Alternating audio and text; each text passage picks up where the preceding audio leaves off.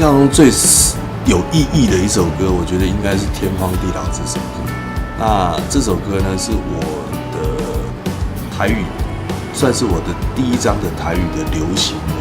专辑里面的主打歌。这首歌是写给妈妈的。你会一直幸福，我会为你骄傲。I love you with all my soul， 一直到天荒地老。这首歌之前其实我做过很多布袋戏的歌，然后也发过国语的专辑。然后这首歌为什么特别有意义？因为我当时的想法很简单，只想写一首简单的歌给妈妈听，所以我并没有用很多很复杂的东西在里面，反而我用比较像类似讲话的方式，然后有一些话来不及跟妈妈讲，想要跟妈妈讲的，就把它放在歌里面。那这首歌后来因为这张专辑得了金曲奖，啊，因为这首歌我拿了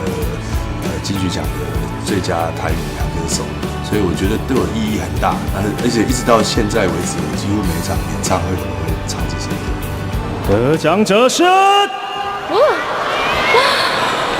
哇，我有黄山亮。睽违4年，荒山亮的第3张专辑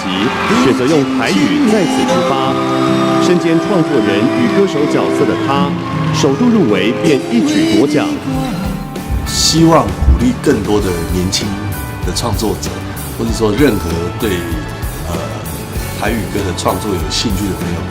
多多的参与，然后多写一点，因为我们的台语歌的创作，需要更多元的加入，更多元的投入，更多的创意的投入。